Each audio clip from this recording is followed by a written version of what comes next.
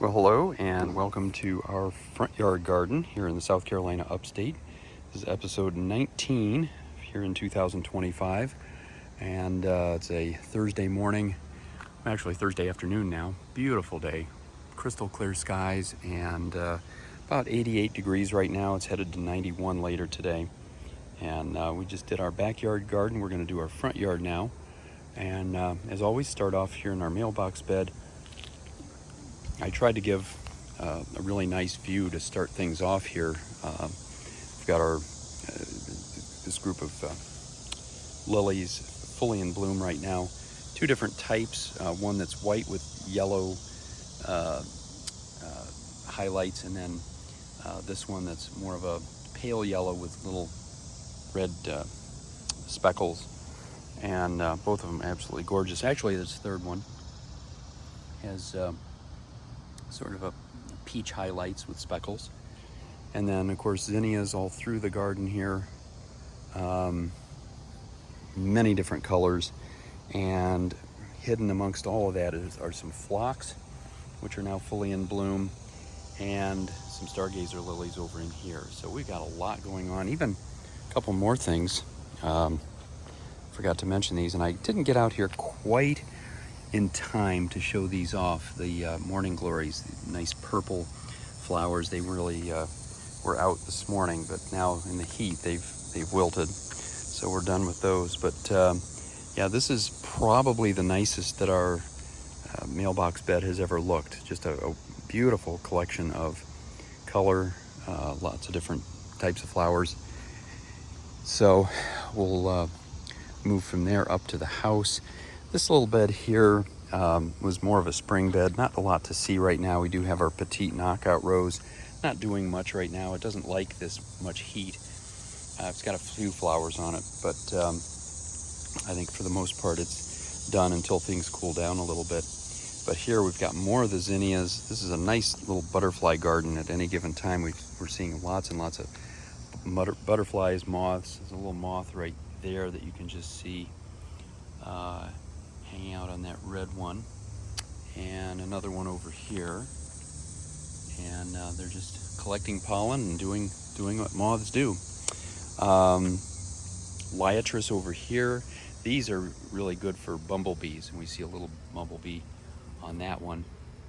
These tall purple spikes, those were bulbs that we put in a couple years ago. Only about 3 or 4 came up last year. This year it's about 10. So hopefully they'll continue to spread because they're absolutely gorgeous. More zinnias over in here. And then we have our climbing rose, which normally has a lot of flowers on it at any given time, even though the leaves have a tendency to fall off due to black spot. But we have a few flowers, not a ton right now. Next week we could have quite a few more. We'll just stay tuned. Got some black-eyed Susans here. The yellow flowers, those just came up on their own from seed. And then a dinner plate dahlia here, which is absolutely gorgeous. Sort of a globe-shaped, almost spherical flower. Some are more flat than this, but this is absolutely gorgeous. We've had trouble with some of these on a couple of levels. A lot of times they don't open fully. This one did, fortunately. And a lot of times they get top heavy, and this one is leaning over, but it's not completely on the ground yet, fortunately. Now if we got a big storm, a big windstorm, and we've had quite a few of those recently, that might knock it down, but for right now we're in good shape. Got our Russian sage in here. It's pale purple. A few more phlox here and there, and then more lilies, more zinnias. And then we work our way over into the shade. The hydrangea here, this pink one, peaked about 3 or 4 weeks ago. So it's just slowly fading now. Not a lot to see, unfortunately. Kind of the same thing over here. We have pink and blue. Now the blue ones are still doing okay. At least some of them. Some of them are starting to fade, but these are really May and June flowers. And by the time we get into the heat of July, they're not quite as peppy. And I'll just show our lemon grove real quickly. couple big trees there, one lemon, one orange. Don't really do anything other than be green. But these little 4 here have been putting out a lot of flowers. Now the flowers just finished up, and we didn't get any that were fertilized, but we still have these 2 lemons growing here, one about 4 inches long, one about 3 inches long. So hopefully they'll make it and stay on their stems until they mature. This is the furthest we've ever gotten with lemons before, so I'm kind of excited about that. I look at the packaging, and they show these little plants that are about 6 inches tall, and they're covered with lemons, and you think, okay, this is easy. It's anything but, unfortunately. And not a lot to show in this bed right now. This is primarily a spring bed. This time of year, it's really best just for being in the shade. Right now, there's a little breeze right here, and it's very, very pleasant compared to being out in the full sun. Hostas, hydrangeas, azaleas, a lot of things that bloomed a few weeks back, but mostly done right now. We do have a little bit left on our butterfly bush. For the most part, this is about finished this year. Got a few, there's a little bluish, purplish flowers left, but this peaked probably 3 or 4 weeks ago. And then our knockout roses here, 5 of them. These always peak in the spring, and right now they're in dire need of a deadheading. So you can see here, a lot of them have the seed pods, and that just prevents any more flowers from coming out. But it's very time consuming. It's an extremely tedious process with big, healthy flower plants like that were covered with flowers. This is one other hydrangea, still giving us a little bit of pink color here, probably for another week or 2. But that's about it for that part of the garden. We're going to come over to our big oval bed in the center and finish up. This is kind of a strange time a strange time of the year for this bed, because we're again kind of in a transition. We're really into the summer plants, but some of them have kind of outgrown themselves. There are a lot of things kind of falling over, but we're going to go through them regardless. The dahlias here, this is the best year we've had on dahlias. Usually we've only had 2 or 3 blooms off of this plant, but they do have a tendency to get, as you can see, the buds tend to get kind of crispy and brown around the edges, and then they have trouble opening up. We have several like that, but then these others have opened up. So I don't know exactly what the issue is with this. I don't know if it's a parasite or an issue with nutrition or what exactly.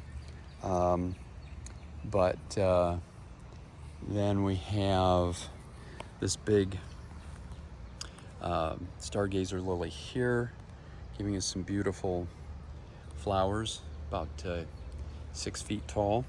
Some more here. We've seen these before with the white and yellow color. A few phlox hidden back in there. And then our knockout roses, red, pink, and coral in color. And zinnias, some more Asiatic lilies. Our daylilies are done up here. These finished up last week, and not much to see there, unfortunately. Some more lilies here. I think this might be the last gladiolus that's still blooming, this orange one. We've had some nice bright red ones that didn't last terribly long. I forgot to mention when we were coming through here, a lot of stuff that has already bloomed. Glads through here, they're all finished up. A lot of Asiatic lilies, they're all long since finished up, and our snapdragons all are finished. So not a lot to show off there, but just kind of giving you an idea of what we've had through the season. And then over here, we saw some of these in the backyard. They were doing actually a little bit better. They're just about finished now, but these are Monarda. They're big red, kind of spidery looking flowers. They get very tall and top heavy and as you get a good wind or storm, and they all kind of fall over, and that's what's happened here. But they're, for the most part, just about done for the year. A little bit of color there, but they come up every year. They're very low maintenance, and they'll give you a nice color for at least a few weeks in the early summer. Also known as bee balm. The bees like a lot of what we have here in the garden. Veronica and the zinnias and the monarda, and a lot of different things. Lilies here, stargazers, still doing really well, but they're also top heavy. This is actually about a 5-foot tall plant, but it has fallen over. We've had some scaffolds back in there, but this time of year you try to get back in there to put them in, and you just end up crushing other plants, so we've just decided to let them go. And there you go. So again, a lot of color out here. Got some very happy butterflies and bees and moths and dragonflies and you name it. In fact, actually here, I think I'm seeing, yep, he flew away. Had a little wasp there, but it's one of our friendly wasps, little blue ones. We call them mud daubers, and I saw one on our porch a couple of years ago, and I didn't realize what they were, and I read about them, and turns out they go after black widow spiders, so they are my best friends out here. And whenever I see one of those with that blackish blue color, I let them be. They are welcome on our yard. That's about it. So hope you all have a wonderful 4th of July. Hope it's sunny wherever you are. We'll be back next week with another update to our garden. And until then, happy gardening.